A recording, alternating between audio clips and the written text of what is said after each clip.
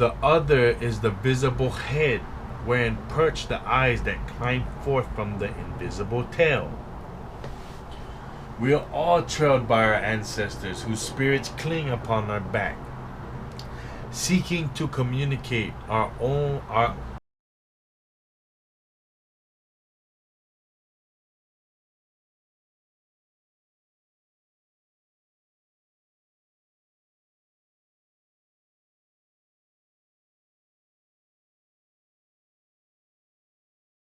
lands and people we have never seen, enabling us to recognize them.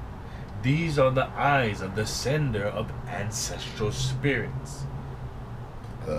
Excuse me, good Lord. So now we are 1, 2, 3. We're on the 4th page. Okay, page 4. Na Makahiki, 2000 C. Now, don't the dates, we have to verify because we understand what has happened in history, but don't exclude the dates because some of these dates are relevant. Like they use 900 a lot, 1200 and 300. So, which in all history is relevant. So, here we go. Na Makahiki. Moke Kupihea has the strength and conviction necessary to impart to the world a more sensitive account of Hawaiian kahuna heritage. So kahuna is priest or a professional trade. Right now it's considered you were a professional. So you had a trade and you were a profession. You were the best at it. You were a master at it. But kahuna, in a sense, also means priest. So Hawaiian priest heritage, which comes down to him from the priesthood line from which he descends. This was told from the Professor Emeritus of Hawaiian Language and Literature, University of Hawaii, Rubelet Kavena Johnson. Ooh, I need some water. Hold up.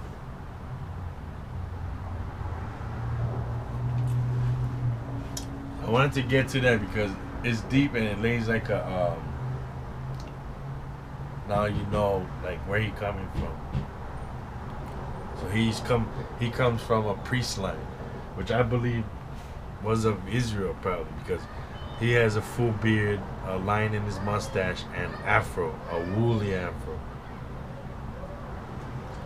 So he's at very least Hebrew Semite. So here we go. Page 4. It is a fact that I am native Hawaiian, born and raised in a cultural milieu that witnessed the last survivors of a race that had passed from the later stages of the 19th century into the middle stages of the 20th century. I do in fact descend from the ancient priesthood lines of pre-Western and post-Western contact Hawaii, which have become known to the world as kahuna, and their beliefs as paganism and heathenism. However, I do not claim to be a kahuna, nor have I ever called myself a kahuna. I am just a hereditary scribe. What is the creator? The creator is known as a scribe. He's a scribe god, right? In the Sumerian text. Here's this word being used, scribe. Why is it so dear to us? Why are we so good? Why is it so hard for us to be evil? Why are we so connected to Mother Nature? Why do we care about others and even other creatures? I'm telling you, man. So, I am just a hereditary scribe who serves the ancestral voices of the past Kahuna, from whom I descend. Voices whose desire is to express their beliefs and their murmuring account of their destruction to the survivors of not only the Hawaiian race of today, but to all of Polynesia and the world at large, in a manner that all can understand. The story I have to tell is one of the present and one of the past, one that finds fault and one that seeks forgiveness, as it travels to the most remote temples of Hawaiian spirituality. Yet it is also one that touches upon the future of the true spirit of Polynesia. It is a story that is not unique to Hawaii or Polynesia, but one that has truly taken place time and time again throughout the world during one age or another. It is simply a history. It is simply a history of spiritual genocide, leading to the finding of another culture's ancestral gods on the other side. Let me repeat that. It is simply a history of spiritual genocide, leading to the finding of another culture's ancestral gods on the other side. Meaning you worship one God. You worship the Creator.